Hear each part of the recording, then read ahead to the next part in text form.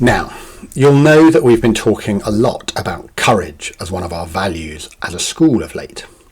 I'm not sure if it was courageous or foolish to stand up in front of the whole school in the chapel this morning and sing that.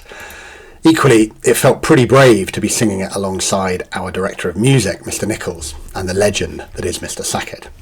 Both are properly trained, expert singers, and I, as you would definitely have been able to tell from that, am not. Huge thanks to them both for being game enough to join me in the chapel this morning to sing that for the school. Now, some opera fans among you may be able to recognise that piece of music. It's called Nessun Dorma and is an aria from Puccini's opera Turandot. It's most famous, though, as a piece that was sung by the three tenors, Placido Domingo, José Carreras and Luciano Pavarotti, and used in the publicity for the 1990 FIFA World Cup. So huge was that publicity that this operatic aria reached number 2 on the UK singles chart and was only held off the top spot by New Order's World in Motion, the greatest footballing song of all time. I remember this well. I had that New Order single on a cassette. And for those of you that don't know, a cassette, or a tape, was a small thing that you played only a few songs at a time on. You listened to it in a Walkman, which was a device that you listened to your jam on. You had to turn the tape over halfway through an album, and it would often chew up the cassette. Now, honestly, as retro cool as the 90s might be now, you don't want to go back to cassettes. They were dreadful, and much more hassle than Spotify. I digress. So back to football. In 1990, we had a proper Football World Cup. A World Cup that took place at the right time of year, summer. A World Cup that took place in a country with things that you might think really matter for a World Cup, like a proud footballing tradition, a world-renowned football league, a history of having actually competed in the World Cup before, and indeed, having won it. I speak, of course, of Italia 90. This tournament really did change football, perhaps more than any other. It was held in the summer of 1990, and it was held in a democratic nation where human rights were broadly respected. By this point, Italy had competed in every World Cup bar 2 since the tournament began in 1930.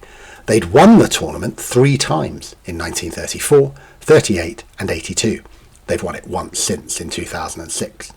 Serie A was at this stage the most prestigious domestic league in world football, with AC Milan having won the European Cup title in both 89 and 90. It was a proper World Cup. Contrast this with the current World Cup in Qatar, a World Cup held in December, a World Cup held in a country without any footballing tradition, a country that had never been to a World Cup before, and a country with no real football league worth the name. It is, though, a country with a lot of money. Indeed, by the GDP per capita measure, it's the richest country in the world. It was awarded the Football World Cup back in 2010 in a process that allegedly involved staggering levels of corruption and was part of the same bid process whereby Russia was awarded the World Cup for 2018. It's a country ruled by a pretty authoritarian monarchy where human rights aren't respected if you're, say, a woman or gay. The whole tale of the awarding and preparation for this World Cup has been bleak, with the migrant workforce who built the stadiums and the hotels being treated appallingly.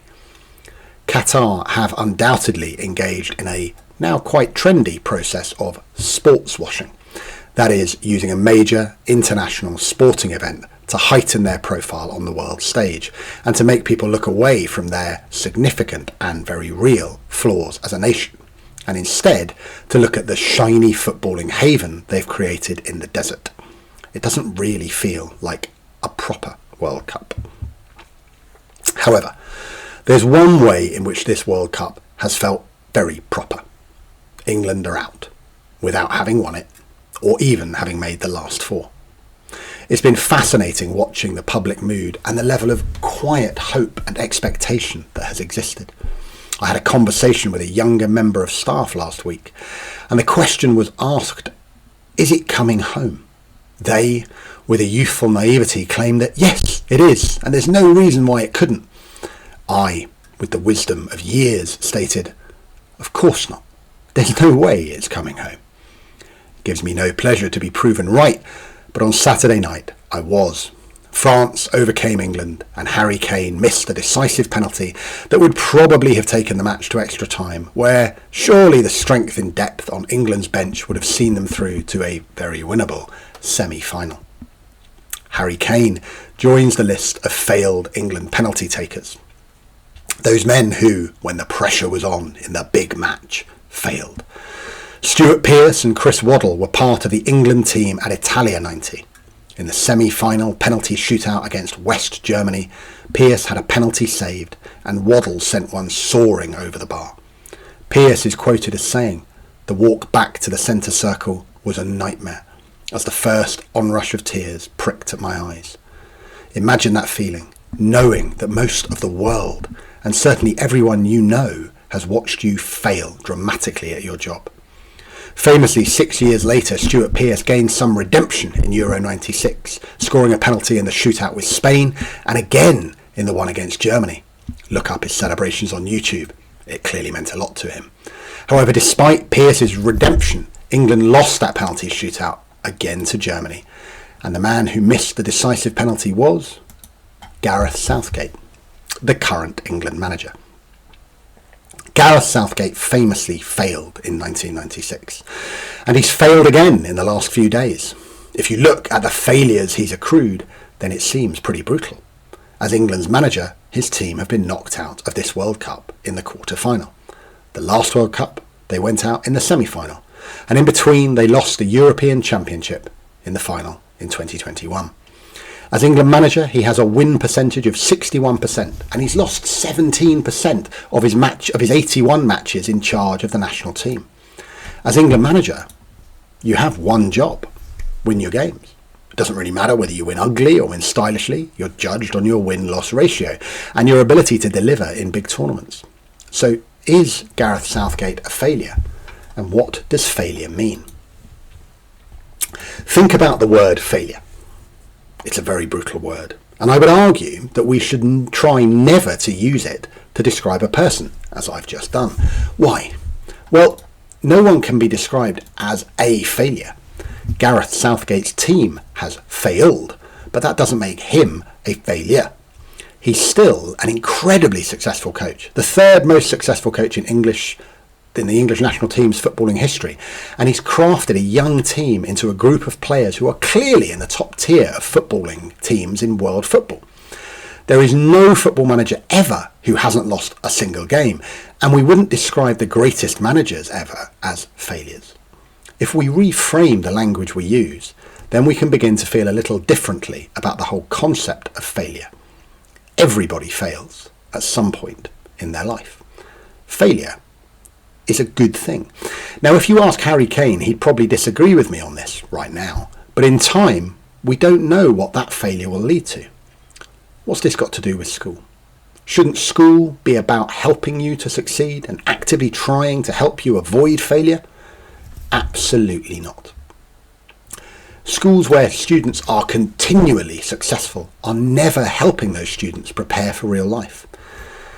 Now, I played a decent level of rugby at school, and my school side were probably the best side in the country.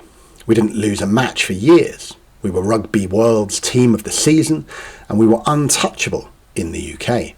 I still remember the stats. An unbeaten season, 1,156 points for, and 54 against. We didn't know how to fail. However, towards the end of the season, we played a touring side from Ireland, St Mary's College, Dublin. Now, St Mary's have produced a few quite good players, like Johnny Sexton, and it was a heck of a match, but we lost. Narrowly, but still we lost. And I did not know how to handle it. The game finished and I broke down. I was in floods of tears. My school experience had been defined by success. Exams, fine. Debating, fine. Sports, fine. Win, win, win. So I just couldn't process failure. I wasn't prepared properly for it. Good schools should, I think, try to have every student fail every single day. The only days I don't want you to fail at something are those days when you walk into a public examination hall. One of the greatest sportsmen of the last half century is Michael Jordan, the great basketball player, and he said the following in a famous TV advert: "I've missed more than 9,000 shots in my career. I've lost almost 300 games. 26 times I've been trusted to take the game-winning shot and missed. I've failed over and over and over again in my life, and that's why I succeed. Failure is good for us. When you fail, and when you manage to deal with the failure, you don't become a failure. Instead, you become more likely to succeed.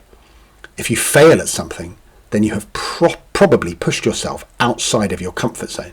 You're challenging yourself. In a school context, your teachers are challenging you.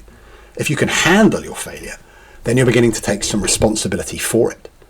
It isn't about blaming others, the referee in a sports match, your teachers if you don't do well in an exam, your parents for anything else that goes wrong in your life. People who deal with failure well look to themselves, and they manage to think about how they can improve next time. Perhaps most importantly, people who fail well develop resilience. They have the courage to fail and to keep failing. They work hard at processing and dealing with failure, and they gain experience, strength, and wisdom from their failure. Now, in the rest of the assembly this morning, we're going to be celebrating some successes. Now, that's brilliant, and we'll give much credit, and kudos and applause to each of those students who've done so well to be recognised. However, we should possibly give some thought to an assembly celebrating failure, for it's in failure that we probably learn most. Try to achieve and to succeed, yes, but don't be downhearted, or at least don't be too downhearted for too long by failure. Reframe it as a chance to learn, to grow, and to get even stronger. Thank you.